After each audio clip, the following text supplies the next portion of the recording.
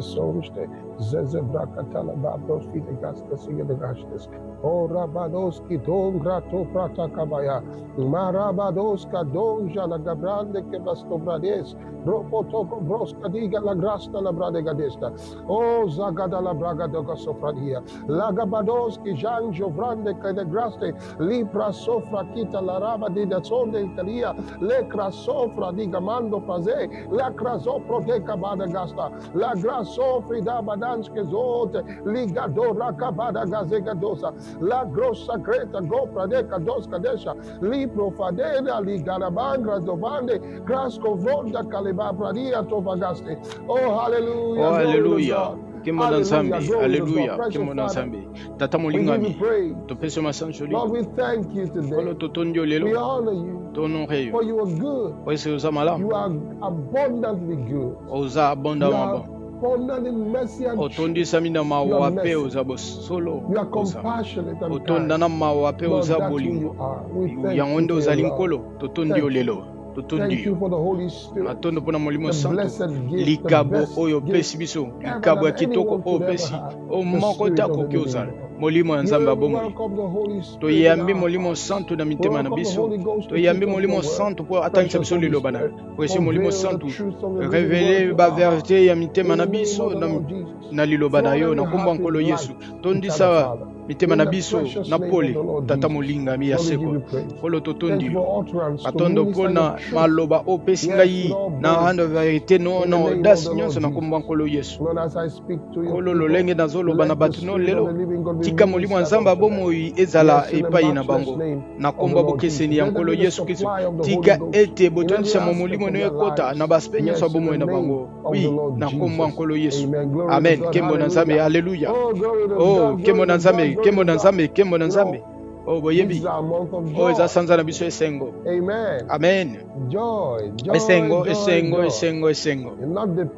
et puis ezo dépendre tenelo moko libanda mais esengo na kati ya liloba omoni esengo na liloba o esengo ezo uta na kati ya mozindo mitema na yo eza esengo wana eza sanza na biso esengo sekasike ke otonisa toujours na ese Toma Paul alobi tondi sama na esengo isusu na lobi tondi sama na esengo kembo na Nzambe oyebi tozalaki na ngonga malamu na liloba Nzambe pe tozalaki otala bomoi oyo ya kozongisa matondi ebele bayebi te ke kozongisa matondi ezali bomoi na mekaki koma na point oyo esengeli boyeba ete kaka kokende eglise tango eza mayangani ya kozongisa matondo bazosepela eza malamu eza kitoko mais wana eza ide te eza bomoi oyo Nzambe abengi bato na ye babika eza principe na bokonzi ya Nzambe et na principe na lingi oloba ete eza norme moko essentiel et puis principe lingi oloba standard moko critique eza standard moko essentiel wana bomoi na yo Biblia yebisi biso ndenge totalaki yango na 1 Thessaloniciens oyebi na chapitre 5 1 Thessaloniciens chapitre numéro 5 et puis verset 1 Thessaloniciens chapitre numéro 5 na rotangila bino verset 18 Biblia elobi okembo na Nzambe liloba lolenge nini liloba lolenge nini elobi e na nyonso bozongisa matondo kwete oyo nde mokano wa Nzambe na oyo etali yo na Yesu Kristo oyo eza mokano wa Nzambe na Yesu Kristo na oyo etali yo na lolenge nyonso mibale bandimaka ngo omoni yango alobi te oyo esalami wana yango nde mokano wa Nzambe parce que koki ozala te mokano wa Nzambe kasi alimboli ete ata situation nyonso olekani nango kozongisa matondo na likambo wana nyonso kisaswa kitoko to mabe ezali mokano wa Nzambe mpona bomoi yango nde makomami ezotangisa biso yango wana lokola mokristo esengeli botambola na bomoi wana botiango na nzela botiango na misala alobi na eloko nyonso na biloko nyonso eza motu ya mingi tika natangela bino eloko mosusu na Philippiens chapitre numéro 4 eza mutuya ke soki yango te vie na yo ezala ya prière ezala vraiment complète te. Philippiens chapitre numéro 4. Philippians number 4. Philippiens numéro 4. And I read verse number 6. Nakotanga verset 6. Philippians chapter 4 verse number 6. Philippiens chapitre 4 verset numéro 6. Beni kombo na ye pamba mpona libela. Alobi bo pesa keba te na lo nyonso. Alobi komitungisa te. Liloba wana lobi ko mitungisa te. Alobi ete ko sala keba na lo nyonso te. Na maloba mususu ya lingio loba teke boke bo sala keba te. D'accord? Wana eza lokola anglais auto zali koloba. Awa to lobi komitungisa te pona lo moko bo tozoloba nyonso na nzela moko. D'accord? Kwa nini? Pona mitungisi oyo esalaka yo Nzambe ayebi ete ntango mitungisaka ememaka atmosphère moko boye zingazinga bomoi na yo bato bakomaka kilo. Moni moko ya lolenge Satana abungisaka bato ezalaka amema ya bango agitation na kati ya milema na bango. Moni ebandi na kati na yo mpo oza agité akoki oloba te mpo nini baza bongo bazo offense na système na biro na bango bazo offense na système d'église na bango ezaka bango nde baza na raison.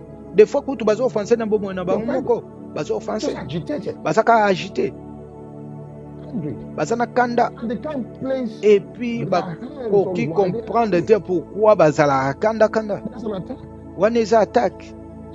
Omoni tangu Yesu alobela yi Petelo omoni na Luc 22 à partir verset 30 alobi Simon Satana aluki yo po ete aningiso lokola ble alobi kasi nabondeli mpo na yo po ete kondima na yo kweya te. Abi kokweya wana eza mo obengi eklipo na grec elingi oloba eza eclipse tango elingi oloba tango sanza eye kotelemela liboso ya moi ezosalama na kondima ya bato ebele. Le nini salaka na komema agitation intérieure. Nzambe alobi komitungisa te pona elo moko alobi oeza kitoko alobi nzela mabondeli mpe na basupplication na elo nyonso alobi na eloko nyonso na mabondeli mpe basupplication na kozongisa matondo yebisa Nzambe makambo na yo. Et puis tango osala ngo bongo wana nde esika équation esilaka eza na libondeli te eyebi na bato babondelaka kasi bali batondisa na baplainte bazo se plaindre kaka ezazo baloba maloba o bazo comprendre en d'autres mots tango bazo sambela en d'autres langues mais makanisi na bango eza na elo mosusu mais bili elobi tango osala bongo kimona Nzambe elobi ekimi ya Nzambe liloba lolenge nini abikimi ya Nzambe oyo ezoleka bososoli nyonso ekobomba mitema na bino mpe makanisi na bino na Yesu Kristo na kati ya Kristo. Alleluya. Lolenge ozoremercie Nzambe, lolenge ozopesa Nzambe kembo mpe masanjoli. Bato mosusu alobi vi na ngai eza désastre, pesa Nzambe masanjoli mpe kembo pesa Nzambe kembo mpe masanjoli. Osée chapitre numéro 14. Osée chapitre numéro 14. Oh, eza principe. Eza elo mote o tozosala kaka lolenge tozoloba action de grâce annuelle o église ezo bongisa mpona kozongisa matondo ya katikati ya mbula. Mais wana eza malamu kasi eza bomoi wana nde bit eza bomoi. Botala numéro 14 chapitre numéro 14 ya buku ya Osée. Osée alobi in King James Bible, la version King James alobi. Let's do it from the New King James. Totangi na New King James. With you. Abizwa maloba na yo. I return to the Lord. Ezongela nkolo. Say to him. Lobela ye. Take away all iniquity. Longola mabe na ngai. Net pa kisa kitoko mingi. This man is in error. Moto ya zana erreur. God is giving him the solution. Zambe azopesa solution. Alobi zwa maloba na yo. Azoyebise kutu nini akosala. Ndenge nini Nzambe alinga biso. He said, take away all iniquity. Alobi longola mabe na yo. Receive us gracious. Abi yamba biso na ngolo na yo. So will Kwete biso koyeba kozongisela yo oyo ezali bangombe ya bomoi na biso to yamba mbebo na biso. Nini yango eza bangombe ya mnoko na biso. Now the Bible begins to explain what Biblia that is. ezobanda olimbola ngo nini In the New ezali Testament. na Nouveau Testament. Let's go to Hebrews. Toke kuna na Hébreu. Hebrews Hébreu chapter number 13. chapitre numéro 13. Hebrews number 13. Hébreu numéro And 13. we'll look Tokotala right into verse number 15. verset 15. Hebrews number 13. Hébreu numéro Verse 13 number 15. verset 15. What a word. Liloba lolenge nini? It says, by him, Alobi na therefore, nzela na ye let us offer tika ete the tobonzela sacrifice of praise ambeka ya masanjoli to God. epa ya What a Nzambe. word.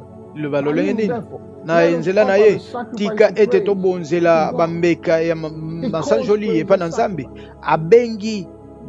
Abengi masanjoli o eza You know, we mbeka. are called as Christians to Oyebi offer tobengisami spiritual lokola ba Kristo po And ete he's saying that tobonza praise is one of the bambeka sacrifices. ya milimo. Epi masanjoli eza bambeka That na is biso. what Ezali is praise.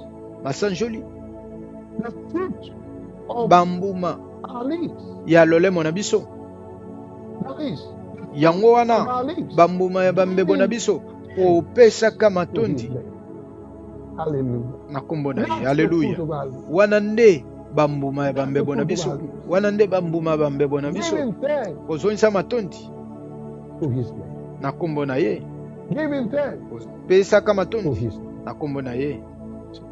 As we thank God, Ndenge as we tozotonda bless Nzambe, God, ndenge as we tozopambola Nzambe, exalt ndenge him, tozonetola as we ye, thank him for what ndenge he's done in our tozotonda ye lives, mpona oyo asali in na the bomoi na midst biso, of chaos, na kati ya in the midst of bakao, na difficulty, kati ya in the midst badifikulte, of na lack, kati ya in the midst bozangi, of na shortage, as kati we ya give up thanks for bokauki. abundance, Tozotonda then ye he begins to matondo change the situation. ata Nzambe na abondance mpona situation You nyonso ye carry with you abongola. a certain atmosphere. Ozomema atmosphère mambo ya Angels ambiance. must have to Oyo come to that angelo atmosphere. We esengeli have to do bamema na something. atmosphère wana. Yango wana nde esengeli When a osala. man is full of Ntango complaints, moto azotondisama na baplainte, he just keeps complaining ye azo of se what plaindre wasn't kaka done. na You know, oyo he's just esalami te, upset. ye aza You know, offensé, and sometimes azo people are upset mosusu and mpe bato baza they are bouleversé ashamed e of baza what na makes them soni upset. ya So they koloba never ete tell baza you. bouleversé. They Bakoloba say, ngo te, well, I just balobi want to keep it malamu to myself. nalingi nabomba ngo mpona No, ngai really think it's moko. because he's ashamed. E mosusu eza ke He eza knows this is not the way soni, Christians ayebi behave. ete mokristo se comportera boye te. See, Omoni? but like I said Kasi initially, lolenge na that koloba ngo agitation, abi e agitation which intérieure. Satan uses, O Satana that is his asalelaka. method O of ba méthode na sifting ye men as mpona wheat, koningisa bato to cause kotamize them to be bango, agitated inward. mpona kokoze agitation interne pa moto. Praise God. Asanjoli pa Nzambe. Learn to give thanks Yekola kozongisa matondi in all things, na biloko in all nyonso, things, na biloko nyonso, in all na situations. situation nyonso. He says, give thanks. Abizongisa matondi. Jesus understood this. Yesu asosolaki yango. He understood this. Ye asosolaki yango. And you know, in his day, Oyebi na mikolo na ye I'll show you something na in kolalisa the bino elo book moko na of John, buku ya the Jean, Gospel of St. John, évangile ya chapter number mosato 11. Jean, chapitre The numéro Gospel of 11. St. John, chapter number Évangile 11. ya Saint Jean, chapitre numéro 11. See, Omoni? I told you the time. Nayebisa bino kozongisa matondo eza principe. John 11. Jean 11. Let's do it from verse number 1. Totanga partir ya verset 1 ezala Then we malamu. jump Pe lots of verses tokosote and ba we move on. verset He belé says oyebi.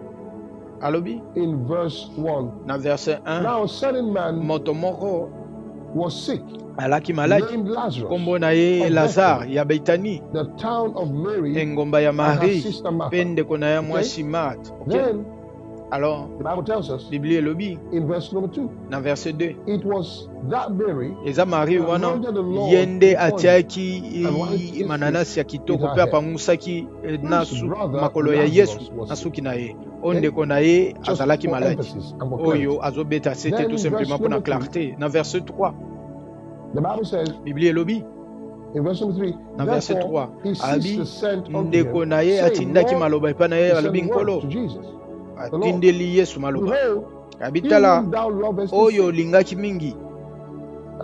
Jesus had a special Yesu love for alaki na Lazarus, bolingo mombo epai and they Lazare knew it. epuis bango And that's the way bayebaki they introduced the bilolenge prophet. wana They nde said, bakotisaki he who thou likambo. lovest Abi is sick. tala oyo olingaki Verse mingi number 4. yazobela na verset 4. Watch what Jesus did Tala oyo Yesu asali in verse number 4. na verset numéro 4. Oh boy, this is powerful. He said, this sickness is alobi not liwa unto wana death, eyo meme na liwa te but to the glory of kasi God, mpona nkembo ya Nzambe that the Son of po God ete might mwana be Nzambe glorified ye thereby. azwa nkembo. Oh, hallelujah. Oh, haleluya. But guess what? Boyebi nini? Lazarus still died. Lazare akufaki. Lazarus still died. Lazare akufaki. And you know, when Lazarus Boyebi died, tango Lazare akufi. you know, Boyebi the family, they felt offended. bayokaki pasi ya makasi. Ngoni yango. They felt offended. Bakomaki bayokaki pasi ya makasi. Now let me show you something. Tikana la sabino You lo know, mususu. because we're going to skip verses. Parce que sengeli to sauter ba verset belé. I really want to. I really Na want to skip lingi a lot vraiment of na verses here, sauter ba verset belé. because Poete I'm running for time. pona ngonga na biso Praise za God. muke. Kemo na Nzambe. Watch what the Lord did. Tala o nkolo asalaki. So I go right away Na keimba moko to- na verse na verset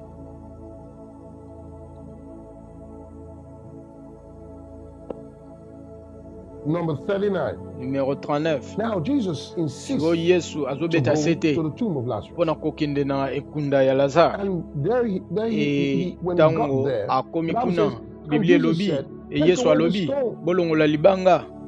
Martha, the Martha sister of him that ndeko was ya dead, oyo said unto akufaki him, alobi na ye Lord, kolo by this time he's thinking. na ngonga because oyo it's 4 azotinda days de ya solo By parce the time que he's eza thinking. déjà 4 jours na For he had ngongo been azotinda dead solo 4 days. po ete ye akufaki mpona mikolo minei.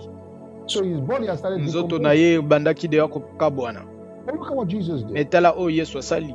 Jesus said, Yesu alobi oh, this is beautiful. oyo eza kitoko mingi. In verse number Na 4, verset 40 Jesus said unto Yesu her, ayebisi ye, said I not unto thee, nayebisa that yo if te thou ke wouldest soki believe, ondimi thou shouldest see yo the glory okomona of God. nkembo ya Nzambe. He said, when you believe, you Abi should ntango see the yo glory of God. ondimi In okomona other nkembo words, ya if you Nzambe. didn't see, En then you d'autres termes, insist on soki it. omoni yango te That's the insiste. meaning. Wana What nde happens sens. in verse number 41? Tala oyo elobaki na verset 41. Oh, I love this. Oh, ngai nalingi oyo. You know, in the NIV, it says, so Oyebi they na took away the NIV stone. elobi balongoli libanga. Then Jesus Pe Yesu looked up and said, atali Father, likolo tata. Alobi I tata, thank you natondi that yo you have heard. po ete yo oyoki ngai. That's all he did. Yango nde He asali thanked nyonso. God. Atondi And Nzambe. God had heard. Ke Nzambe ayoki ye. There's those who Eza say, oyo oh, after baoloba my declaration, o the badéclaration man still oyo died. o They après may not say badéclaration those moto akufi exact bakoloba words, maloba but oyo their nyonso te mais exactement and baatitude na bango dispositions, pa they will say badisposition na much bango more dangerous bakoloba than maloba that. mosusu oyo eza dangereuse ke o wana. But Jesus, Mais just Yesu ye azongisi in the matondi face of na what na seemed oyo ezalaki olaisama to ete look like his liloba word na really ye esalaki Instead, etambolaki he te. gave thanks. He Mais said, na Father, kati ya I nyonso thank alobi you because you natondi have yo, heard. alobi tata natondi yo po ete Why? oyoki ngai. Because Kwani when he said, ete ntango this alobaki sickness is ke not maladi unto oyo death, ekomema but na for the liwa glory te, of God. He said the me mpo na Father nkembo ya heard it. Nzambe And azalaki he ke gave tata God ayokaki praise ye and thanks for mpe hearing atondi him. ye mpe apesi Hallelujah. matondo po ete tata ayokaki ye. Hallelujah. Aleluya, See, aleluya. and once he Moni did that, ntango asali bongo he said in verse number alobi 42, na verset 42 I knew that abi you ete ngai always hear me. nayokaka I'm still nayebi ke reading yo now oyoka from ngai the NIV. But I nazotanga said NIV. this Alobi me for nalobi the boye benefit of the people mpo na standing bato here, oyo batelemi that awa they may po believe ete bandima ete that you said. ke yo otindi ngai. Are you still there? Eske boza awa That means inwardly, even if he didn't say it, bi he was ata full of ye thanks. ata soki alobaki yango te I mean, akozongisaka that's matondi another thing he's akondima na ye. sharing with us Oyo here. eza elo Letting mosusu us know azokabola na that biso awa even po though he ete didn't say that, ayebaki you ata know alobaki my yango heart was te already me ye filled with ayebi ete thanksgiving Nzambe to you. ayebisaki And as soon atondaki as he did that, ayanolaki ye. boy, Epi ntango when he alobaki had yango said this, epi Jesus nsima koloba wana called Yesu abengi in a ye loud voice, na mongongo ya Lazarus, makasi alobi come Lazare out! bima. Hallelujah. Aleluya. And he that was dead Mpe came oyo out of the akufaki grave. abimaki na kunda. How did he come out? Pourquoi abimaki? By the instrumentality of Na nzela thanksgiving. instrument ya kozongisa matondi. By the instrumentality of Na thanksgiving. instrument ya kozongisa matondi. So when things Siko seem like tango they didn't work, makambo etambola that's the esalaki lokola time to etambolaki keep te thanking God. wana nzango nga Give kozongisa God matondo thanks because when kozongisa you Nzambe pray matondo in po ete thanks, tango yo bondeli ayoki yo.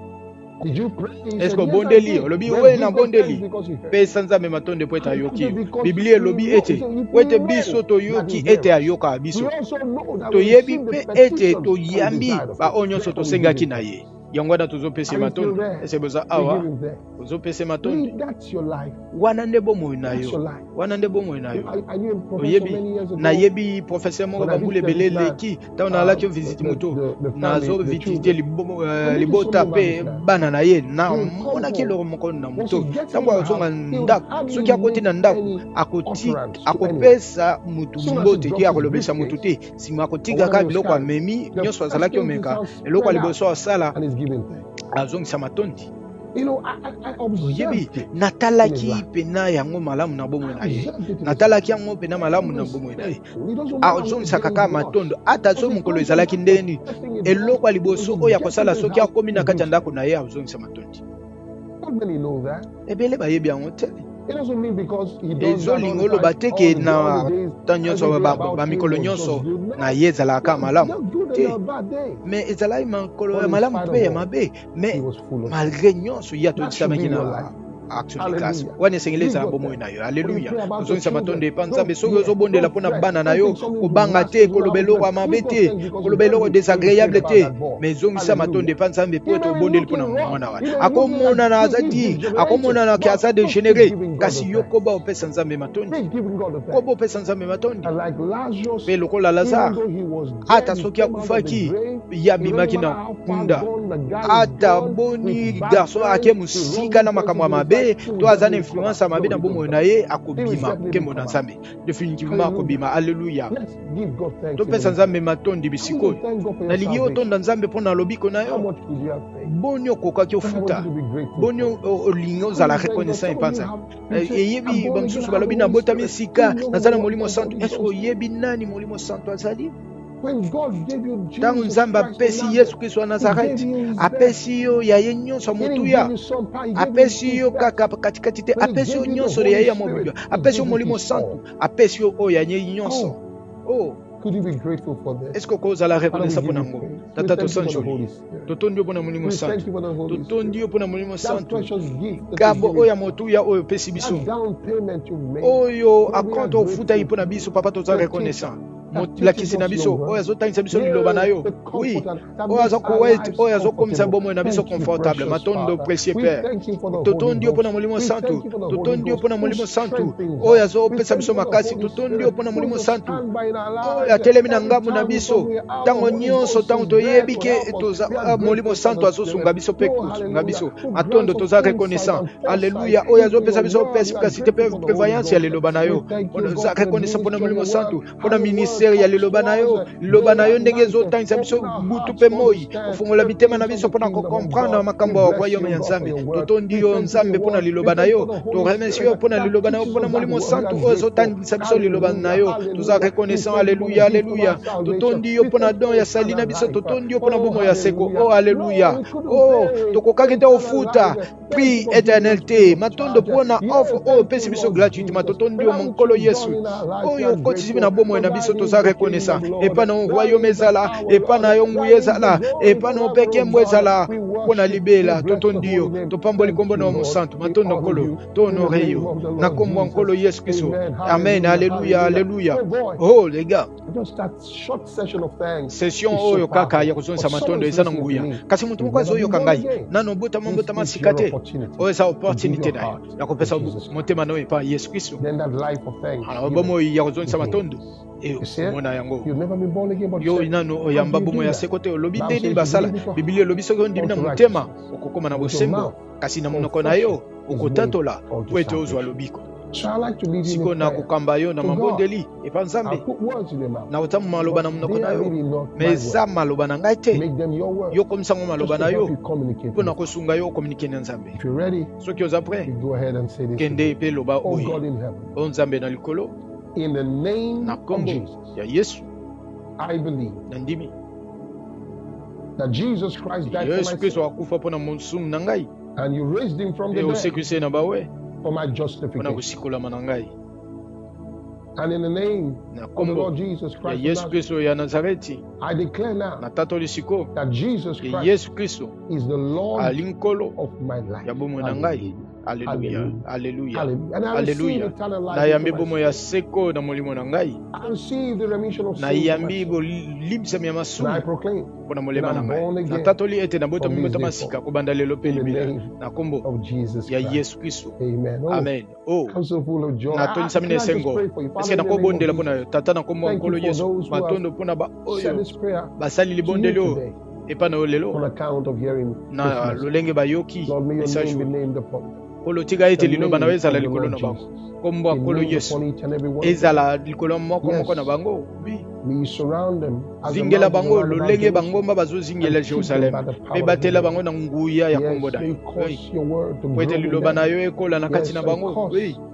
your mind Osala and love to ete grow in your bolingo heart. na yo ekola na kati na bango. Love for your word. Bolingo pona liloba na Love yo. for the things Bolingo you've pona done. makambo ya Nzambe. Love Bolingo to just po ete love one another. balinga Love moko one pe peace. mosusu. Let it grow Bolingo in ya them. bakristo In the name of the ekola na Lord kati na Jesus. bango na kombo ya nkolo Your Yesu. peace Kimia na reign in yo them so ezala na strong. kati na bango In the makasi name of the Lord na kombo ya Jesus. nkolo No Yesu. weapon fashioned against Munduki them moko te bongisa mikonto bango in Jesus' ekofuluka precious na name. kombo ya mutu ya Amen. nkolo Yesu. Hallelujah. Amen. Welcome. Hallelujah. Now Boye listen, malamu. you got Yoka foundation school. esengele bokende na classe You mo got to be boku ekole de much more base. than just Bisika making boko that yekola prayer. mingi You need to be na taught oyo and boye given the yekola right siko foundation esengeli in batangisa Christ. bino So please fondamento ya oyo look at yambi na the Yesu screen. Kristo. Tala You ni can ekran na see yo where you okoki can get in komona contact lolenge with nini us. okokota So na you can contact start na biso. foundation school right away. Lolenge nini okokende And de you'll code be de so base. glad you O did. zala ne sengo ko sali Write a yango. message, write an Komela email, biso message, go to komela the biso email, website, kende you da can site enroll web. them Okoki and komi begin komisa kuna the pe en foundation fait classes. obanda ba Very, very classe no ya important. moboku eza And makasi also, kitoko mingi pona. when we come to church, Lisusu ndenge na I lobanso like to ye always n'eglise remind you, na we linga tusu don't just kokanisa come for the sabino service, ete toyaka kama we give mayanga ni offering. pamba te tokopesa libonza. We give offering. Omoni topesa libonza. And we give offerings Topesa because libonza pwete we are in contact with God. toza na contact We are na before Nzambe. God. Toza liboso Nzambe omoni. And that's our Oyo recognition eza reconnaissance na that is biso not ke some eza kaka te friend, muninga mo just boyo standing oyebi by, oyo when totelemi those na you ye and eat together, laugh tozolia na together. ye No, we are tozoseka before elongo our God. te toza liboso Nzambe So na biso. one of the ways we acknowledge Moko Him oyo ya is by lolenge giving torekonita Him an Nzambe offering. eza ya kopesa offrande. Omoni So hence I say you give an lolenge offering. na lobi kopesa offrande And na the yo ways to do pe so ba is moyen just lolenge nini right opesa there on the yango screen. eza kuna na You can ekran give na through yo the SPs, okopesa na nzela SP oyebi wonderful eza currency. So you mbongo can moko do ya that. motu ya makasi lolenge nini osala yango download okende otelecharge application Lovroad App Store download the SPs app. otelecharge yango na Okay? boutique And kuna you otelecharge register application formally. SP And d'accord you see officiellement the way enregistré to give to pe lolenge how we nini get it. akopesa lolenge nini tokopesa yango na AWCZ6 oyo eza code na biso marchand okopesa yango okoki kopesa offrande na yo na nzela PayPal ezolakisa mpe ndenge nini osala yango d'accord okosala mpe virement bancaire elakisa mpe ndenge nini osala soki oza na RDC okoki kopesa na bamobile money M-Pesa to Airtel money okoki komona mpe ndenge nini opesa yango na mbala moko. Ka nyonso sekasike ke opesa lokola acte ya adoration na yo ekotonda Nzambe. Nazokanisa ete maloba oyo epamboli yo nalingi natonda Nzambe mpo na yo na ntango nyonso po ete koyebaka ete yo oyoki message ya boye etie yo na voi ya malamu mpo na bomoi na yo eza kaka sujet esengo na ntango nyonso. Nakobondela mpo na yo tata na kombo ya nkolo Yesu lolenge bana na yo bazokende na poso oyo epambami mpo na bango eza poso ya esengo bisika nyonso bakokende protection oyo eza likolo na bango na kobima na bango mpe na kozonga na bango na nguya molimo santu na yo toanile nyonso maboko ya monguna likolo ya bomoi na bango emona mpola moi kolandisa maloba na yo na ngai na kombo ya nkolo Yesu opesi bango makasi na sante na bango mpe liloba Nzambe ekokola na kati na bango na nguya nyonso na kombo ya nkolo Yesu oyo bazoyoka malamu te papa na kombo ya nkolo Yesu diabolo ya molili diabolo ya maladi mpe infirmité germe wana maladi nazoreprimande yo na kombo ya nkolo Yesu kende musika na motu wana kende esika na mwasi wana kende musika garçon wana kende musika fille wana na kombo ya nkolo Yesu nalobi mpe bika na nguya molimo santu oui Do what you could not do. Sala oyo kokaki osala te Jesus liboso Christ po ete makes Yesu you Kristo well. abikisi yo. Hallelujah. Haleluya. And write to me and let Ekomela me know ngai that yebisa when ngai you ndenge pray, na God bondeli did. obiki Because you did. po ete You did. abikisi That yo. pain is gone. Douleur wana That devil ekei, is gone. diabolo wana Whatever ekei caused that situation po is ete gone. oyo ezalaki okoze Because situation na ekei the po ete devil diabolo cannot akoki resist kotelema te the word liboso of ya liloba God. Bible Nzambe. says in him was Biblia life, elobi ete na and kati that na ye life pole ezali was the life pole of wana men. ezalaki Can you bomoi ya hear me? bato. That's Oske oyoki ngai rather that life is the bomoi life. wana See, eza na when kati na the yo. light shines into the Tango dark, pole wana and the ezongenga na darkness kati ya cannot withstand. moto epi Certainly, diabolo akoki the otelema devil te, couldn't molili mpe withstand ko that. otelema te Hallelujah. ekei. Until I see you again Diabolo next akoki week, otelemela yango te. keep Alléluia. living that Alors life tino of na kokutana bino thanksgiving. prochaine Please call us semaine prochaine God boko bless you. bako vivre vie et action de grâce. Nzambe apambola bino.